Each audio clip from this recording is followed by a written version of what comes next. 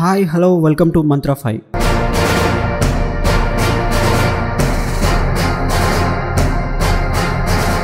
AP assembly ఎన్నికలు సమీపిస్తున్నాయి. మే 13న polling జరగనుంది. YCP ఒంటరి పోరు చేస్తుండగా టీడీపీ కూటమితో ముందుకెళ్తుంది.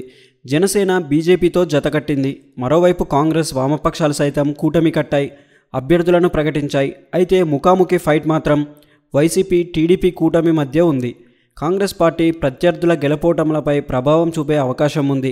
ముఖ్యంగా వైసీపీ ఓట్ బ్యాంకును చీల్చుతుందన్న ప్రచారం జరుగుతుంది. ఈ తరుణంలో గెలుపుపై ఎవరి ఆశలు వారికి ఉన్నాయి. ఇంతలో సర్వే సంస్థలు హల్చల్ చేస్తున్నాయి.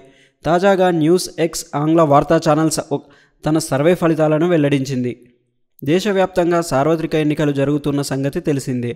ఈ నేపథ్యంలో లోక్సభ సీట్లు వారీగా ఈ సంస్థ సర్వే చేపట్టింది. ఏపీలో 25 పార్లమెంట్ స్థానాలకు గాను మెజారిటీ సీట్లు టీడీపీ కూటమి కైవసం చేసుకుంటుందని స్పష్టం చేసింది. టీడీపీ సొంతంగా 14 పార్లమెంట్ స్థానాలను గెలుచుకుంటుందని, బీజేపీ జనసేన చెరో 2 స్థానాల్లో విజయం సాధిస్తాయని చెప్పుకొచ్చింది.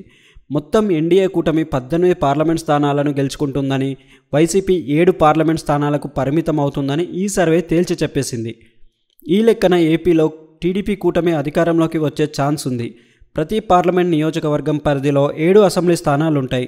18 పార్లమెంట్ స్థానాలకు ఎన్డీఏ గెలవనుండడంతో ఆ కూటమికి 126 అసెంబ్లీ సీట్లు వచ్చే ఛాన్స్ కనిపిస్తుంది.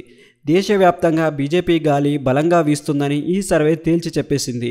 ఏ రాష్ట్రాల్లో బీజేపీ పరిస్థితి ఎలా ఉంది, విపక్షాల పరిస్థితి ఏంటి అనే దానిపై ఈ సర్వే పూర్తిగా అధ్యయనం చేసింది. అందులో భాగంగా ఏపీకి కాబోయే సీఎం చంద్రబాబు నాయుడు అని తేల్చి చెప్పేసింది. మరిన్ని ఇంట్రెస్టింగ్ అప్డేట్స్ కోసం మా ఛానల్ని లైక్ చేయండి, షేర్ చేయండి మరియు సబ్స్క్రైబ్ చేయండి. Thanks for watching.